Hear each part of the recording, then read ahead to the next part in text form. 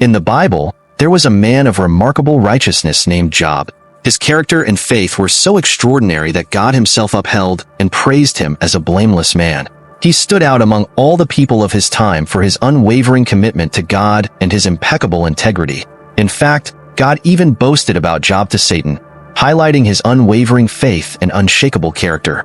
However, this led to an intriguing and pivotal exchange between God and Satan. Satan challenged God by asserting that Job was only loyal to him because of the blessings and prosperity he had received. Satan claimed that Job's faith would falter if his blessings were taken away, arguing that Job's devotion was conditional and not truly rooted in who God is. This challenge set the stage for a profound series of events that carry timeless lessons about faith, endurance, and the character of God. Job's trials and tribulations were monumental, and they tested every fiber of his being. What he endured was not merely hardship, but a stripping away of everything he held dear. Job's suffering was unparalleled, as wave after wave of calamity struck him, leaving him bereft of his possessions, his family, and eventually his health. Yet, the story of Job is not just about suffering. It is also about restoration, perseverance, and faith. The conclusion of Job's life revealed a divine blessing, a double portion that far exceeded what he initially possessed.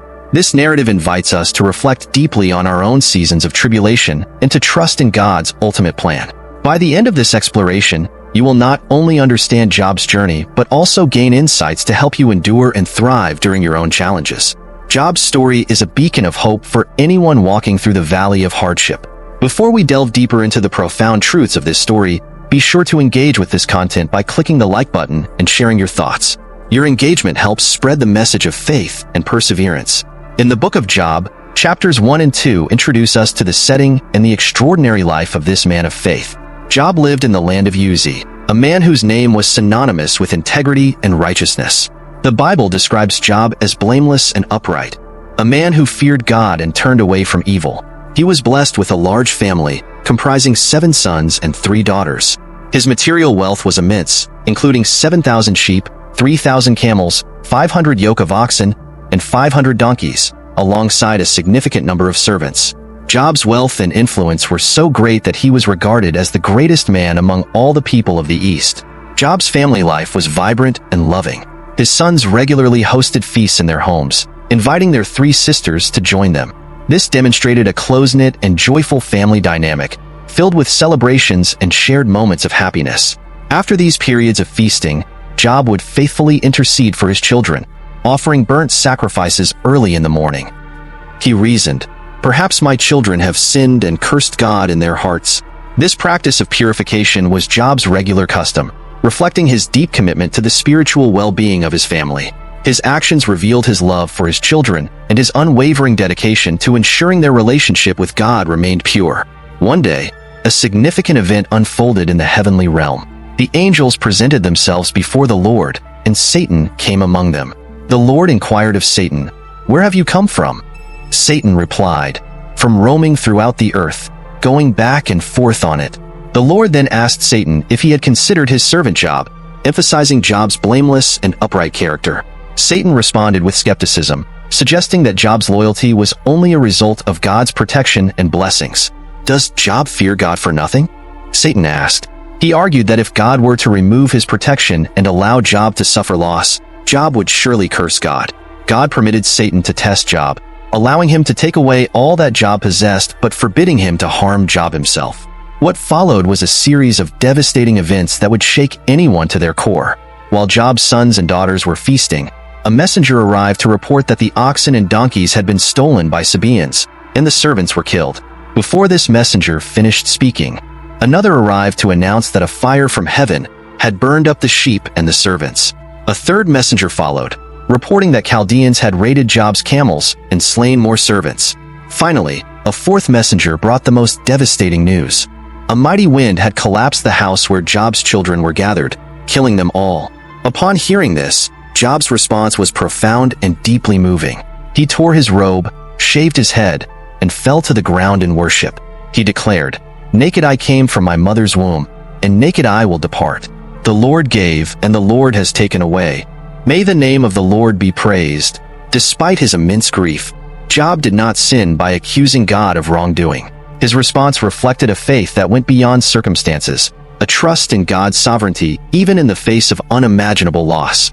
In a subsequent heavenly council, Satan appeared before the Lord again. God reiterated his confidence in Job, noting that Job had maintained his integrity despite the severe trials. Satan, however, argued that Job would curse God if his health were taken away. God permitted Satan to afflict Job physically but commanded him to spare Job's life. Satan struck Job with painful sores from the soles of his feet to the crown of his head.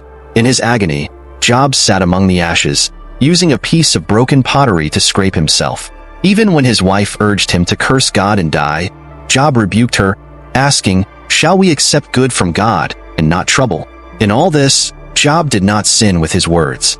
His steadfastness in the face of such intense suffering stands as a testament to his extraordinary faith. The purpose behind Satan's actions was to challenge God's judgment of Job.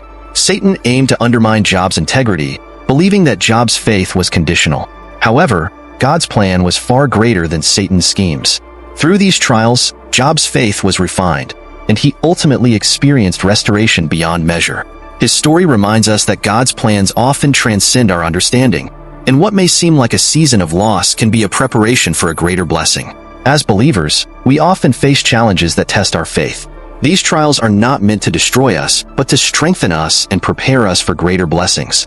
Throughout the Bible, figures like Jesus, Daniel, Joseph, Peter, and the apostles endured hardship, and their perseverance glorified God.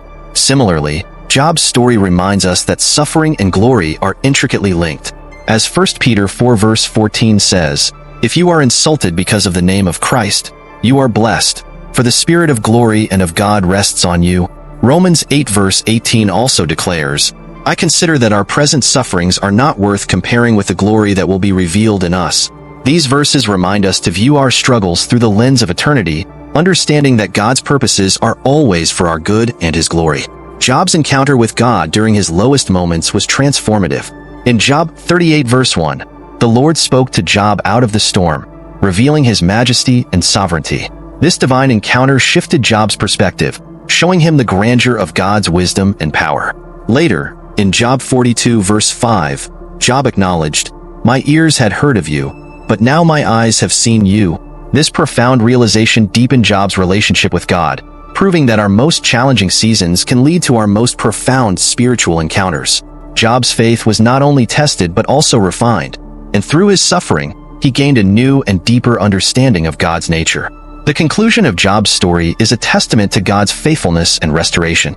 In Job 42, verses 10 to 17, after Job prayed for his friends, the Lord restored his fortunes, giving him twice as much as he had before. His latter days were more blessed than his former ones. Job's wealth was doubled, and he was blessed with 7 sons and 3 daughters. His daughters were renowned for their beauty, and Job ensured they received an inheritance alongside their brothers. Job lived 140 more years, seeing his descendants to the 4th generation. He died old and full of years, a man who had experienced the fullness of God's restoration. Whatever trials you may face, remember that God can turn your situation around. Trust in His timing and His plan. As Romans 8 verse 28 reminds us, "And we know that in all things God works for the good of those who love Him, who have been called according to His purpose." Let Job's story inspire you to hold on to faith and seek God in every circumstance. Remember, even the darkest valleys can lead to the brightest peaks when we trust in God's unfailing love and sovereignty. If this message has encouraged you, don't forget to like and share your thoughts in the comments below. May Job's journey remind you that with God, even the darkest trials can lead to the brightest triumphs.